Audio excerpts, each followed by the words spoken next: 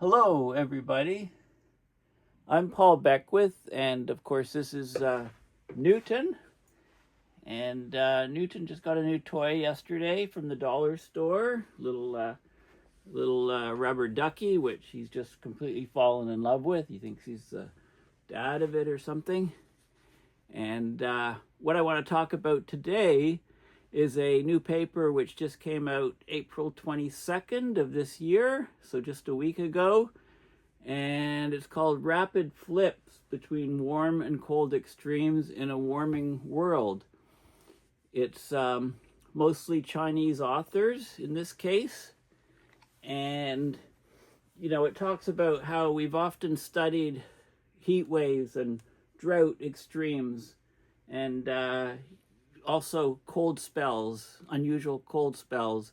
And we've related it to the curviness or waviness of the jet stream, which is occurring because of the greatly warming temperatures at the poles, specifically in the Arctic, lowering the temperature gradient to lower latitudes, so the jet streams slow down and get wavier and get stuck in place. There's blocking events.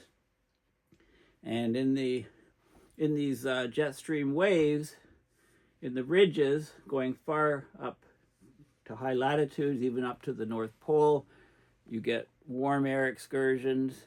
And in the troughs, the low pressure areas, you get outbreaks of cold Arctic air descending southward. So you can get these different extremes of temperature, very, very cold temperatures at low latitudes, very warm temperatures at high latitudes. And then as the jet streams reconfigure or as they translate and shift, you can go from one state, very cold state, to very warm state, back to very cold state, this sort of weather whiplashing idea. So this paper actually studies in great detail the regions of the world and the seasons where these weather whiplashing events occur. So it's a very important paper, very interesting paper. So, where I live in Ottawa, for example, yesterday it was 25 degrees Celsius, which translates to multiply by 9/5 and add 32. That's 77 Fahrenheit. It was that temperature in the late afternoon yesterday. And by dawn this morning, it was 0 Celsius or 32 Fahrenheit. And then during the day, it went up to about 12 or 14 or something. But I mean, the idea of these very large temperature swings, this weather whiplashing, it can occur on multiple scales. So this is an example where it occurs on a daily scale. But there's many cases where, it might go cold, like we can have a record warm spring, for example, really high temperatures for 3-4 days a week. And then the temperature can plummet as the jet stream moves along and you go from a ridge into a trough. And then you can go to below 0 for, 3 or 4 days or a week. So during the warm period, it's like a false spring, if you like. The buds all come out and then the killing cold comes and it wipes them out. So we've had this sort of thing happen many places around the world. So this is a peer-reviewed study which looks at all these effects. So it's a very interesting paper, which Newton and I are going to discuss right now, or at least one of us will. Okay, so which one? Guess I get the job. Newton's having a snooze. So this is the paper. Rapid Flips Between Warm and Cold Extremes in a Warming World. It's in Nature Communications. Quite a few authors, and where they're from is listed here. So most of them are China. Author 2 is Princeton University. There's a Utah State University. And I think all of the others are in China, various places across China. So a very large author list. So what does the paper say? Rapid temperature flips are sudden shifts from extreme cold to warm, from extreme warm to cold, or vice versa. Both of these flips, these extreme sudden shifts, challenge humans and ecosystems by leaving a very short time to mitigate two contrasting extremes. But they're yet to be understood, it says. So they do a global assessment of rapid temperature flips from 1961 to 2100. They project into the future using the IPCC models, the SSPs models. Warm to cold flips favorably follow wetter and cloudier conditions, while cold to warm flips exhibit an opposite feature. Okay, so drier and less cloudy, clearer skies, allowing the sunlight to warm from the cold state. Of the global areas defined by the IPCC, over 60% of the areas have experienced more frequent, more intense, and more rapid flips since 1961. And the trend is expected to expand to most areas in the future, according to the SSP models, the IPCC models. So they project that, 2071 to 2100, under a high emission scenario, 5 to 8.5, SSP 5 to 8.5, they see increases of between 6.7 and 8% in the frequency of the flipping relative to the 1961 to 1990 climatology or baseline. They see an increase in the intensity of the flipping, 7.16 to 7.32% increase in the intensity. So the flips occur more often, they're more severe, and also they occur in shorter and shorter time periods, which is also important. So a 2.47 to 3.24% decrease in the duration of the transition flipping. The global population being exposed increases. They say over one-fold, which is a weird way of putting it, but I think they mean it doubles or something, which is exacerbated so it's worse in low-income countries, 4 to 6.5 times the global average. So basically, there's an urgency to further understand and to mitigate the accelerating hazard flips under global warming. So this is all about weather whiplashing, essentially, whiplashing from one state to another state, warm to cold, cold to warm. Okay, so basically in a warming world, extreme warm and also extreme cold outbreaks in some cases, these events would intensify and pose increasing threats to natural and socioeconomic systems. Compared with independent extreme warm events or independent extreme cold events, rapid temperature flips, which is a sudden shift in temperature from extreme warm to opposite extreme cold or vice versa, it allows very short time for human and ecosystem preparedness to respond and adapt. So this natural hazard, it can increase the risk of severe and even irreversible impacts on human health, infrastructure, air quality, plant phenology. So this is plant timing. So example, in a fall spring where it's really, really warm in early spring, all the buds come out on the plants. Then if that's followed by, say, a week of killing frost, temperatures below zero, the buds are killed.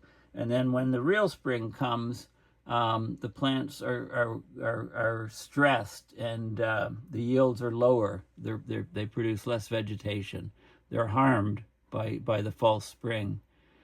So there's a rapidly growing literature on independent extreme warm events like heat waves or cold events like cold spells, but not much in the literature is published about the rapid flips between warm and cold events, including the historical occurrences of that, the underlying processes, response to global warming. So it's a big knowledge gap. It's of concern, considerable concern, given the high vulnerability of human, animal, and plant health to sudden flips in temperature extremes under climate change. So this is all about weather whiplashing.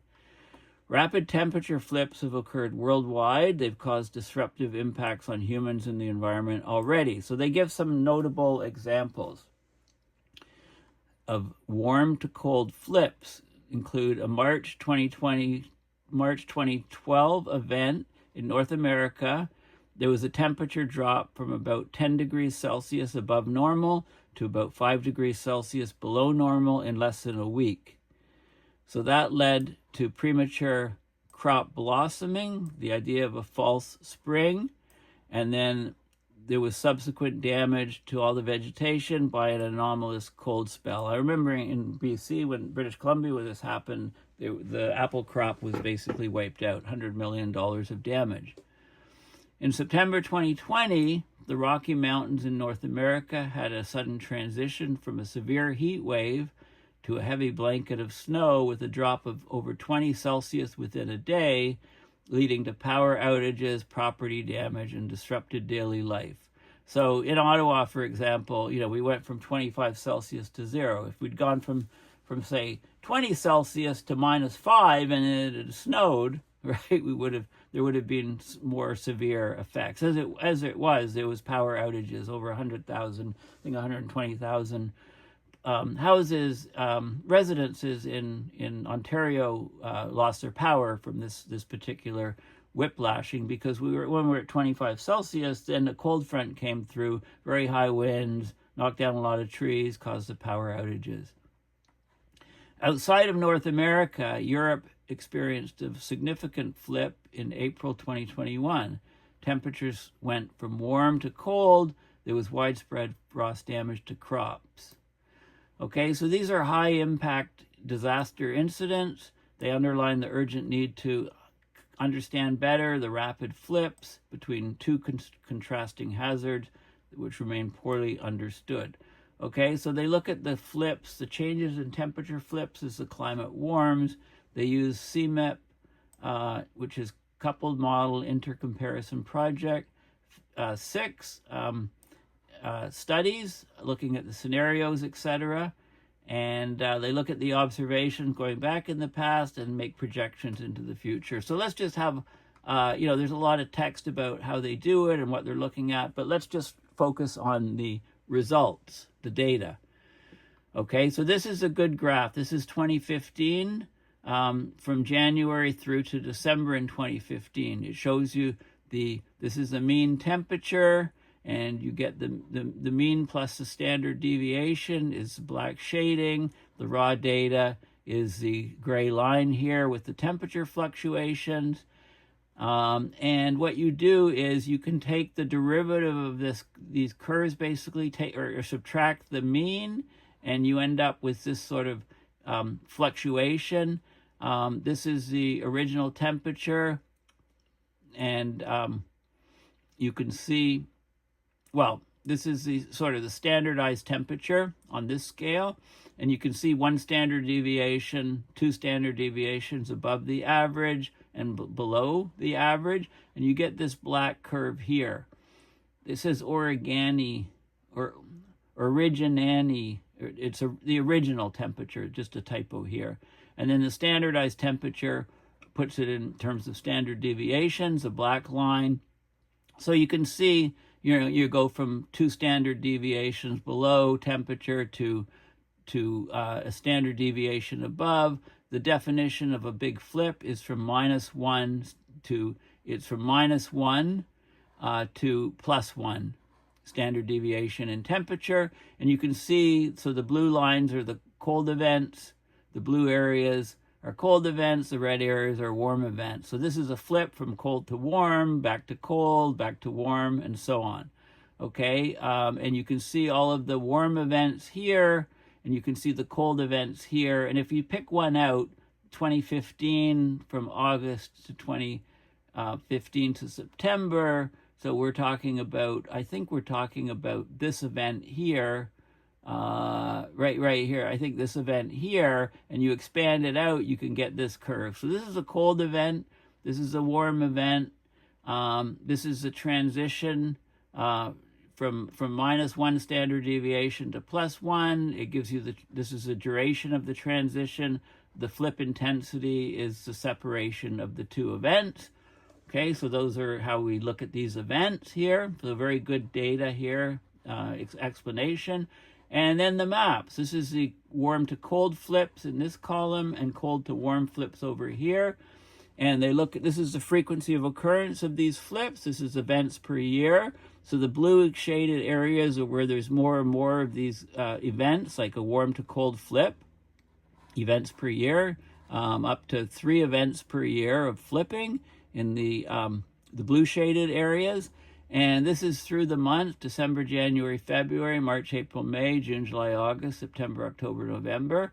And it's 3 different data sets: European, Berkeley, and NCEP. And you can see there is some difference between the different data sets, but generally you can see the frequency of occurrence of events, and you get, so there's fewest in December, January, February, and then you get more in the spring, March, April, May, a lot in the summer, and also into the fall. There's more, and then it drops off in the cold winter. And the cold to warm flips shows a similar sort of behavior, less events in the December, January, February period. This is again events per year, and you can see where there's, so areas down here, for example, you know, there's a lot of warm to cold flips, and there's also a lot of cold to warm flips. You know, same thing in Australia. This is parts of Asia. And then this is showing you the intensity of the flip, right, which is the flip intensity here. And it's showing more uniform intensity for events throughout the year in both cases, warm to cold, cold to warm. And then the duration of the flipping events, which is here, the transition duration. So the shorter the duration, the worse it is. And this is the duration in days of the flipping.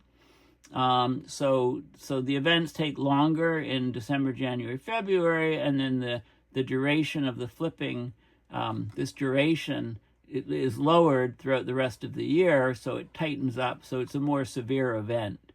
So, you know, higher flip intensity, shorter duration transition means that there's going to be more impacts on people and crops, etc.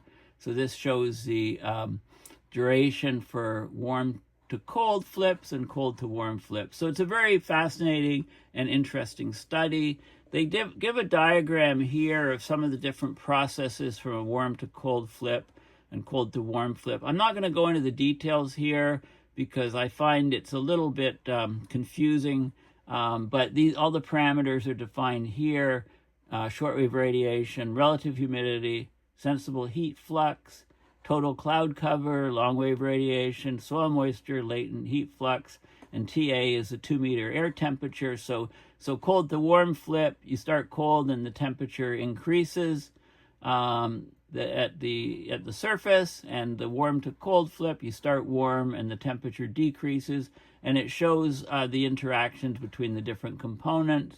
But it's not, I mean, I could go through and explain it, but I'll leave it as an exercise for you.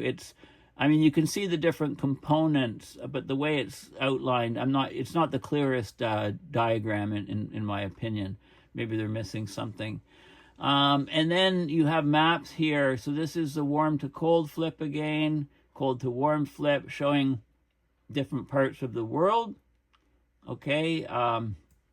And they're using, you know, sort of an IPCC formulation, like, you know, you can see like Central CAU, Central Australia, Southern SAU, Southern Australia, NAU, Northern Australia, New Zealand, right? You can see them.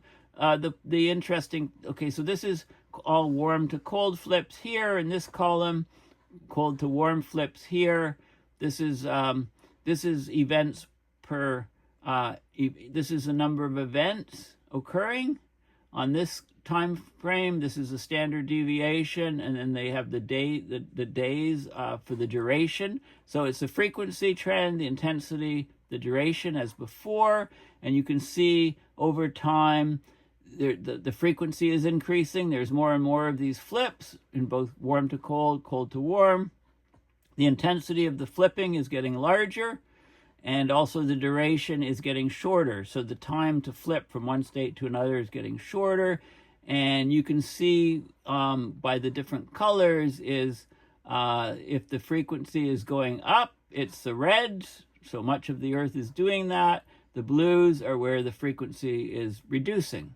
There's less of these events occurring, and like, for example, in the far north, right? So you can see data, you can find your country, and you can look and see how the extreme weather events are changing. So all the data is here. It's displayed in a very intuitive, nice fashion. And then here we have the plots of the warm to cold flip and cold to warm flip again. We got frequency, intensity, and duration. And you got the different models projecting out into the future. This is what's happened thus far, historical. So here's where we are. And these are the projections using the different models. So we're expecting more and more of these events to happen with high emission scenarios for both the warm to cold and cold to warm. Over here, this is an interesting way of displaying it. These are the models showing the frequencies. This is for a season. So this is December, January, February, March, April, May, June, July, August, September, October, November. So you can see that the intensity is greatest, for example, in the summer, June, July, August. And they happen more often in June, July, August. Okay, so you can, same with the cold to warm. Okay, so you can see the patterns and so on. And this shows the future duration trends in different places. And this is another way of looking at the trends in the different models with these different color circles. So an increase in events and a decrease. And this is, I think this is duration. So basically, with the higher emission models, the flipping duration gets shorter and shorter. The events happen more often.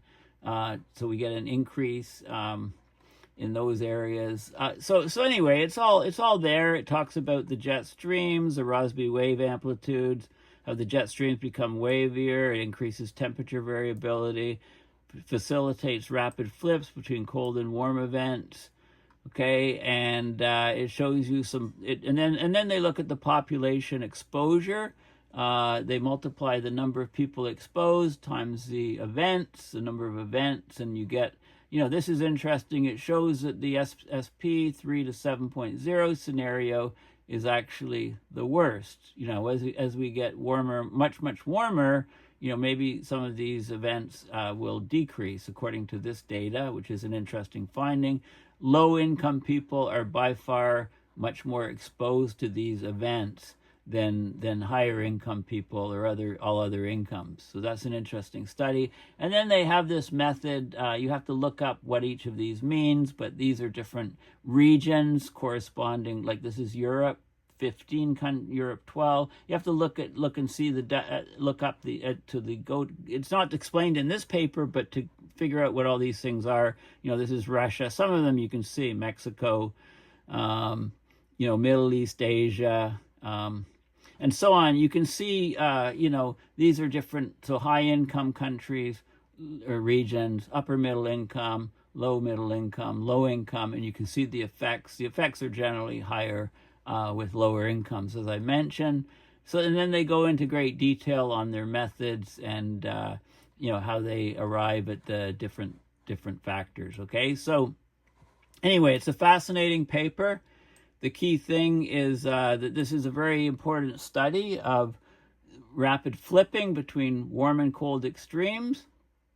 Warm being at least 1 sigma standard deviation higher temperature, and then cold being 1 standard deviation or more lower temperature, and the flipping from one to the other, counting the numbers of flippings across the world. And this is the key figure here of how you look at a year and how you define, you look at the standardized temperatures in terms of standard deviations around the norm, and you define your warm periods, your cold periods, and then you look at the time from one situation, say cold to warm. Like this takes a lot of time, this takes a lot of time, but then you can get these very rapid flips, like right here. Very cold to very warm, to very cold, to very warm, to very cold, to very warm, to cold, to warm, all, in one location throughout, 1 year. I mean, this is just, this is from about, 07. That's July and August, So August through to October, you get all of these transitions, and you can get severe events. And then they break it down to find the flip intensity, the duration, right? And then look at how things play out across the world on a seasonal basis. So it's a really fascinating paper. It's open source. I highly recommend that you download the paper and have a look at your region where you are, and you can see what this paper is telling you about extreme weather events in your region. So it's very well done. It's excellent. I highly recommend it. And the link is in the description. Please consider going to my website, paulbeckwith.net, and donating at PayPal to support my research and videos. Or, you can go to the Paul Beckwith store, and you can ignore climate change, but it won't ignore you. And I've got one particularly here. Weather wilding, weirding, and whiplashing, or polar vortex gyrations, all hell's breaking loose, climate mayhem, connecting the dots, abrupt climate system change. I've got some other designs in the works. I'll have to get them up there soon. My son's running this site for me. It's his initiative. He talked me into it, so don't blame me if you think I'm going commercialized. But anyway, thank you for listening. Very fascinating and interesting paper on basically weather whiplashing, extreme weather events increasing in frequency, severity, and duration, and they're happening. We're getting the flipping happening in shorter and shorter transition periods. So thanks again, and bye for now.